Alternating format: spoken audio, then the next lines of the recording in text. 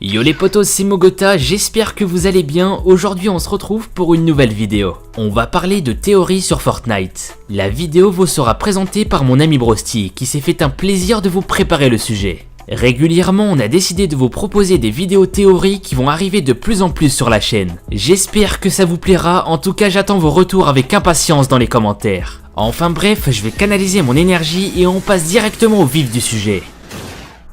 Salut à tous, moi c'est Brosti et aujourd'hui on va parler de la théorie Fortnite qui semble être la plus propice à être réelle et à être exacte. Alors accrochez-vous bien et restez dans le cours de l'histoire. Alors pour commencer, on va intégrer 3 clans dans la théorie. Le clan de Kerbureau, le clan d'Omega et le troisième on le découvrira dans la suite de la vidéo. Alors tout simplement on appellera la réunion des deux clans, donc du clan Kerbureau et du clan Omega, les Neptuniens. Vous comprendrez pourquoi dans la suite de la vidéo. Alors on va partir de la grosse météorite qui a détruit Dusty Depot. Et oui, cette grosse météorite qui est tombée du ciel pour la saison 5 cache beaucoup de choses et est le point d'ancrage d'une longue histoire. Lorsque l'on s'approche un petit peu plus de la météorite, plus précisément lorsqu'on détruit la structure qu'il y a autour, on s'aperçoit que dans la météorite, il y a des matériaux tels que des tuyaux. Voilà, on s'aperçoit qu'il y a quelque chose qui n'est pas naturel. On s'aperçoit donc que l'intérieur de cette météorite n'est pas fait de pierre ni de roche, mais d'un système assez complexe et qui potentiellement aurait pu être envoyé par une forme de vie humaine ou extraterrestre. Quand une météorite entre dans l'atmosphère, elle lâche plein de petites météorites, on va dire elle lâche plein de petits enfants. Et on a pu voir la grosse météorite a atterri en plein milieu de la carte. Et on peut donc constater qu'il y a plein d'autres petites météorites qui ont atterri à divers endroits de la map, dont une sur la prison. Et en s'intéressant un petit peu plus au fond d'écran que l'on peut débloquer durant nos games, on peut s'apercevoir que la météorite qui a explosé la prison a laissé s'échapper quelque chose. Et oui, on peut voir que Omega s'est échappé de sa cellule où il était enfermé depuis une durée indéterminée. On peut donc en déduire que cette météorite n'est pas arrivée naturellement, mais a vu sa trajectoire dirigée vers certains points ciblés, dont le principal objectif était la prison. Et oui, les partisans d'Omega, le camp d'Omega, l'a aidé à s'échapper de prison où il était retenu. C'est là qu'entre en action Kerbureau. On peut voir sur la cinématique de début d'annonce de la saison 5, Kerbureau était déjà là lorsque les météorites ont atterri. Par conséquent, on peut imaginer qu'il était là pour la surveillance, pour s'assurer de la séquestration d'Omega. Si on regarde ce fond d'écran, on peut voir que Kerbureau a réuni ses alliés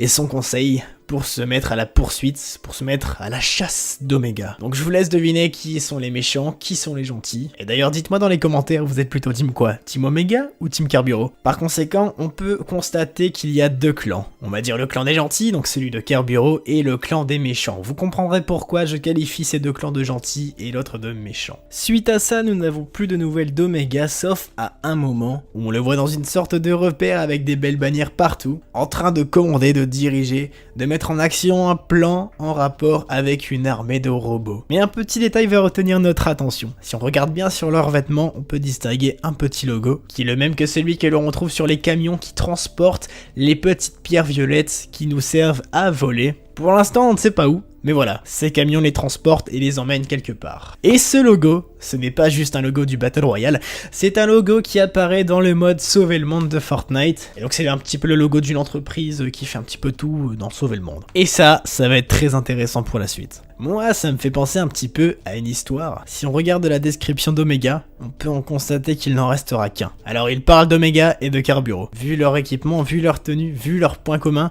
on peut donc imaginer qu'ils proviennent du même monde, voire qu'ils sont peut-être frères. Et ça, l'histoire d'une personne qui essaie d'arrêter son frère, ça me rappelle une certaine situation dans un film bien connu dont vous voyez la première page s'afficher à l'écran. Revenons-en à Omega et à sa petite réunion de famille. Sur le screen, on peut très bien distinguer que c'est le QG qu'il y a autour de la fusée à côté de Snowbee Shore. Et on peut voir un petit peu partout qu'il y a des bannières qui pendent avec un petit logo. Et ce petit logo, nous le retrouvons à la page 93 du pass de combat de la saison numéro 5. Ce petit logo représente les petits cailloux qu'on retrouve autour de Dusty Depot et qui nous servent de voler, de faire des gros sauts. Mais soyons curieux, tapons le nombre 93 sur Google et faisons une petite recherche. Ce nombre 93 correspond à un élément du tableau périodique. Vous savez, c'est ce qui nous saoulait un petit peu quand on était au collège. Et il représente tout simplement l'élément chimique qui est le neptunium. Donc c'est un élément métallique radioactif qui peut potentiellement servir de carburant. Et maintenant vous allez comprendre pourquoi je les ai appelés les Neptuniens. Il tient ce nom car la planète Neptune se trouve juste après la planète Uranus dans le système solaire. Par conséquent, Neptunium était la logique suite d'appellation de uranium. Ensuite, tout bon joueur de Fortnite a connu le gros cratère situé à Tilted Tower.